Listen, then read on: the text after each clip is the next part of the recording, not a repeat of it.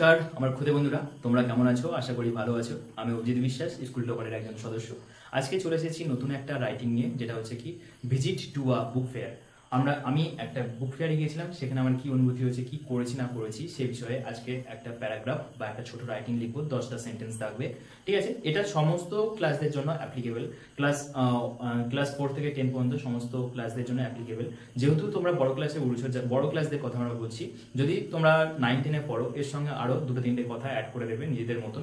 আমি 10খানা সেন্টেন্স বানিয়ে দিচ্ছি, সেটাকে বেস করে তোমরা তোমাদের মতন করে লিখতে পারো, ঠিক আছে? তো চলো বেশি দেরি না করে আজকে ভিডিওটা আমরা শুরু করছি। চলো বেশি দেরি না করে আমাদের ক্লাসটা শুরু করি। Visit to a book fair. Fair মানে কিন্তু মেলা, ঠিক আছে?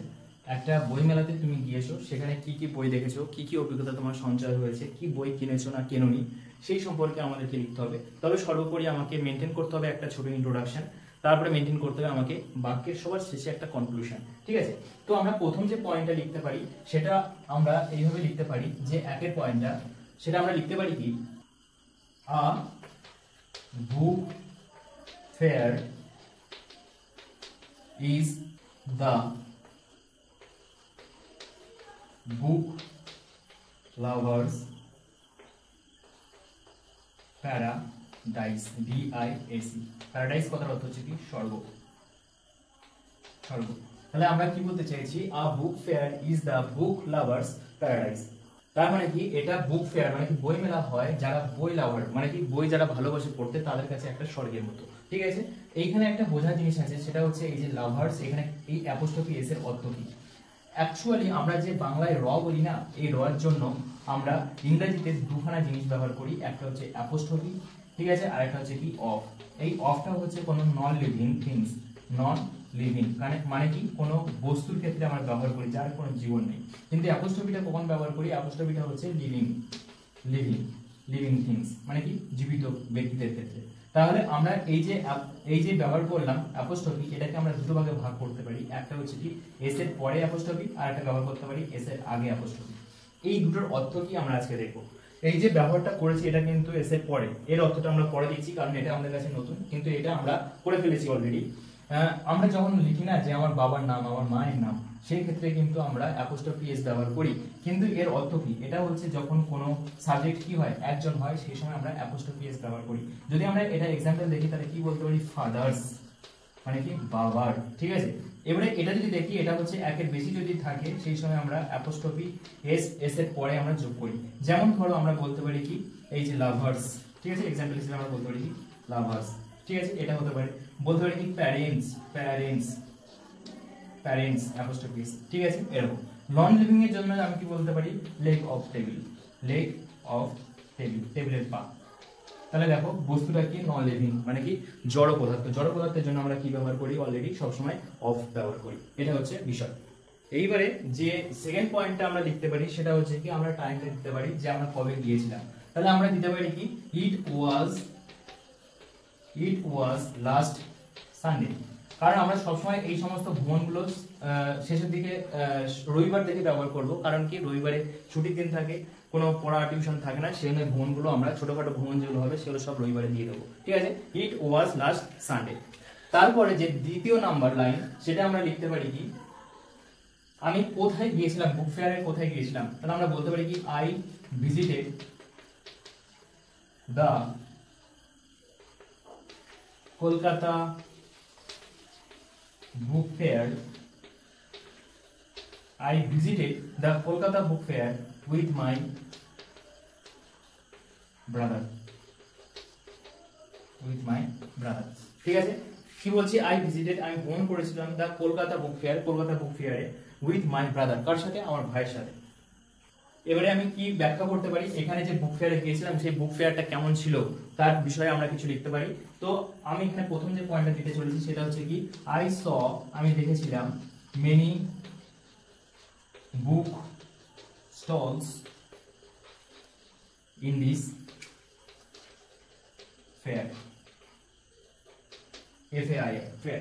আই স আমি দেখেছিলাম মেনি বুক স্টলস মানে কি বইয়ের যে দোকানগুলো সেগুলো দেখেছিলাম, ইন দিস ফেয়ার এই মেলাতে, ঠিক আছে? তারপরে পাঁচটা আমরা দিতে পারি কি, The stalls are nicely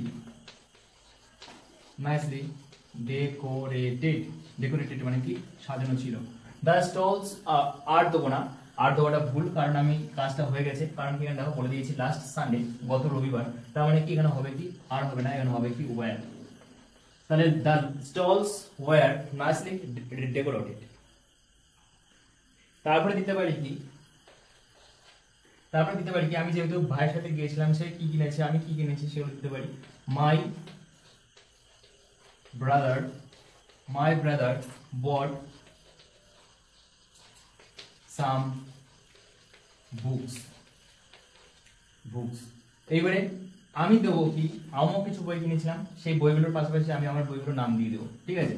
I also bought some books, bought my some favorite books of Feluda, বলতে পারি কি ব্যোমকেশ,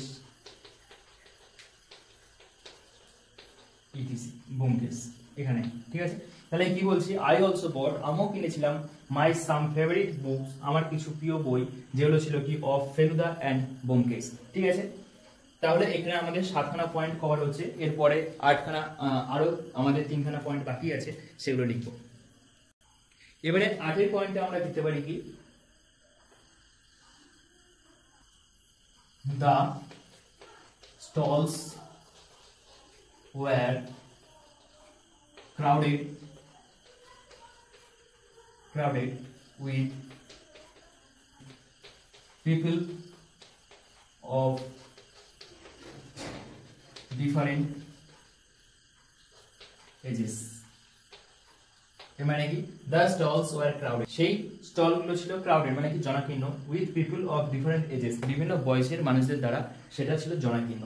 এর মানে হচ্ছে কি সেই স্টল গুলোতে প্রচুর মানুষ, বিভিন্ন এজের বিভিন্ন মানুষ সেখানে এসেছিল, ঠিক আছে। এটা হচ্ছে মেইন বিষয়। এবারে যে 9এর পয়েন্ট আছে সেটা আমরা লিখতে পারি, never saw many books and people like this before। এর মানেটা কি বলতে চাইছি, I never saw, আমি কখনো দেখিনি, see saw দেখিনি, many books, আমি এখানটায় I never saw বদলে see দাও ভালো হবে, I never see many books and people like this before, মানে কি এরকম এত জনাকীর্ণ এত বই আমি আগে কখনো দেখিনি। বিফোর এখানে এর সঙ্গে অ্যাড করে দিতে পারি ইন মাই লাইফ, আমার জীবনে। লাস্টে যে পয়েন্টটা আছে সেটা হচ্ছে আমরা এইভাবে এন্ড করতে পারি, কনক্লুশন হিসেবে আমরা দিতে পারি কি,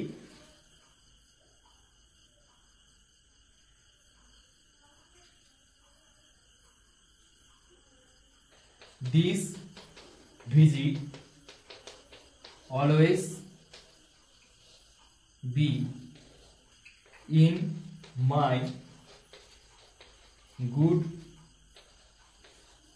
memories for the rest of my life। এই লাইনটা খুব ভালো একটা লাইন, এটা তোমরা অনেক জায়গায় অ্যাপ্লাই করতে পারবে, তো এই লাইনটা মুখস্থ করে নিও। দিস ভিজিট এই ভ্রমণটা অলওয়েজ বি সবসময় থাকবে, ইন মাই গুড মেমোরিজ আমার ভালো একটা স্মৃতির মধ্যে, for rest of my life আমার শেষ জীবন পর্যন্ত, ঠিক আছে। তো আমরা এখানে 10খানা লাইন কমপ্লিট করলাম কি বিষয়ে, visit to a book fair. তাহলে আমরা আমাদের ভিডিওটা এখানে শেষ করছি। যদি ভালো লাগে অবশ্যই তোমরা এটাকে শেয়ার করে দিও তোমাদের প্রিয়জনের সাথে। দেখা হচ্ছে পরের একটা ভিডিওতে নতুন একটা টপিক, নতুন একটা রাইটিং নিয়ে। ততক্ষণ পর্যন্ত তোমরা সবাই ভালো থাকবে, ভালোভাবে পড়াশোনা করবে। আজ এই পর্যন্ত, নমস্কার।